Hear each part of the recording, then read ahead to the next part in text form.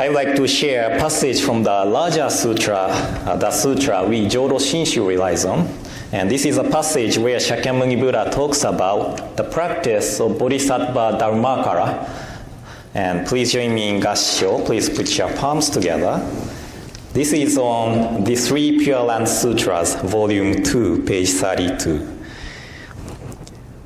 Gentle in countenance and loving in speech, he perceived people's intentions and was attentive to them. Namo Amida Butsu, Namo Amida Butsu, Namo Amida Butsu, Namanda Butsu, Namanda. Good morning, everyone, and welcome to today's service. And today, my sister from Japan is here, and it's kind of weird because when I was growing up, I was listening to my father's Dharma message from that side with my sister, and now my sister is listening to my message sitting back there, and I'm giving the message. It's kind of, feel weird. But I went to Japan for one night, 3 days trip to consult with my professor about my thesis. 1 night, 3 days. It was crazy schedule. I left PDX Thursday morning, arrived in Japan Friday night, and came back to Portland Saturday night. So it was busy, but I could meet my friend, and I finally had a chance to watch all Stranger Things Season 2 in the airplane, so I would say it was a good trip. And my thesis theme is the meaning of the term desire to be born in Vasubandhu's treatise on the Pure Land. And as some of you know, Vasubandhu is one of the 7 Pure Land masters. And he wrote in the treatise, he desired to be born into the Pure Land, the realm of Nirvana. However, in general, Vasubandhu is known as the scholar of Yogacara school, which is a school who insists that everything we sense is just a representation of our mind. So I started to wonder why Vasubandhu needed to desire to be born into the Pure Land. So this was the beginning of my study. And the understanding of the Pure Land path of our founder, Shinran Shonin, came from the 7 Pure Land masters, but mostly from Tanlan's, the commentaries on treatise, commentaries on the treatise on the Pure Land.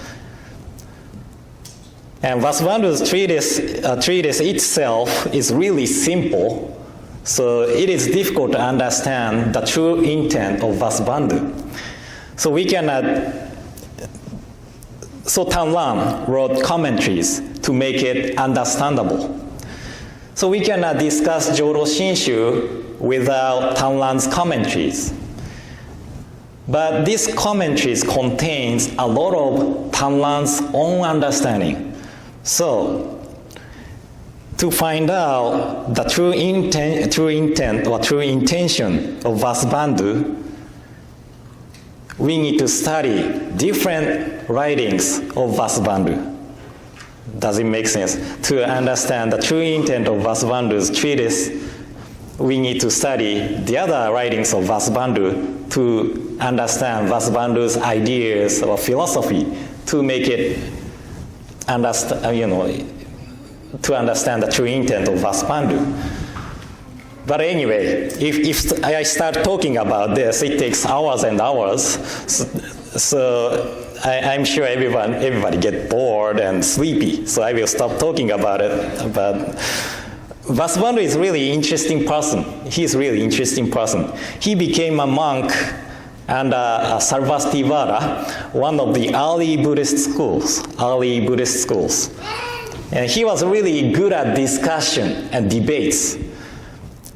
That his brother, Asanga, worried about him criticize the Mahayana teaching. So Asanga convinced Vasubandhu, and Vasubandhu became Mahayana practitioner. And he wrote many treatises regarding Mahayana sutras. And when Vasubandhu was the monk of Sarvastivara, he put together the teaching of Sarvastivara and wrote the treatise called Abhidharma Kosha. And this Abhidharma Kosha consists of 8 main chapters and 1 chapter outside of main discussion. And this Abhidharma Kosha contains a complicated discussion regarding the Dharma. And it goes on and on and on and on and on and on. So this is really good book if you want to sleep in 5 minutes. You know, it's easy to sleep in 5 minutes if you start reading Abhidharma Kosha. And there's a chapter which talks about the beginning of the world. I could say this chapter is like Buddhist version of Genesis. And according to this chapter, the world is created by the Sattva Karma. Nobody said, oh yeah, Sattva Karma. But Sattva means sentient beings, meaning all lives, all lives. Karma is action. That Abhidharma Kosha is saying that the world is created by the action of all lives. Then, what is the action? What is the action? Means in Buddhism. And that is usually physical action, verbal action, and mental action. Physical, verbal, and mental. And Buddhism put emphasis on the importance of the mental action. So I could say that this world is the world created by the feelings, emotions, wishes, desires, any kind of mental action of all lives. And I said I was in Tokyo or I was in Japan. And in Tokyo, I experienced packed train for the first time in long, long time. And I mean, packed train meaning, literally means packed, really packed. You cannot move.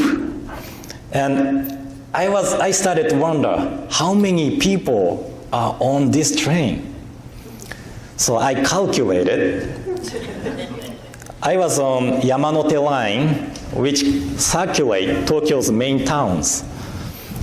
And Yamanote Line trains consist of 11 cars, and capacity of each car is about 170. However, during rush hour, it is way over 170 people is on one train.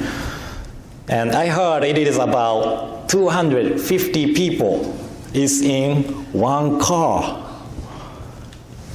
So it is about 2,750 people in 11 cars, right? No wonder there are so many people walking the train station in Tokyo. But I don't know how many people I passed by in Tokyo because there are so many people walking.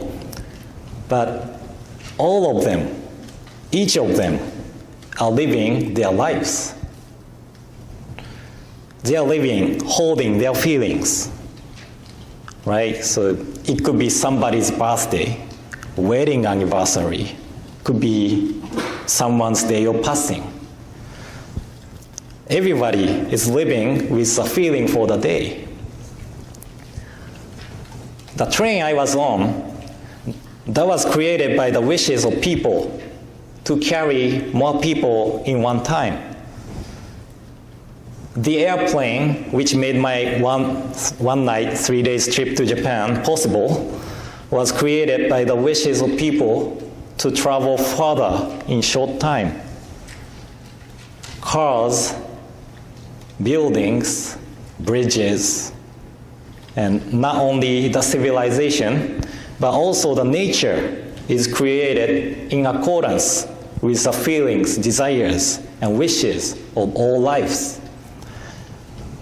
So this world is created by the interaction, coaction of all lives, which means this world is not created only by one person's feeling.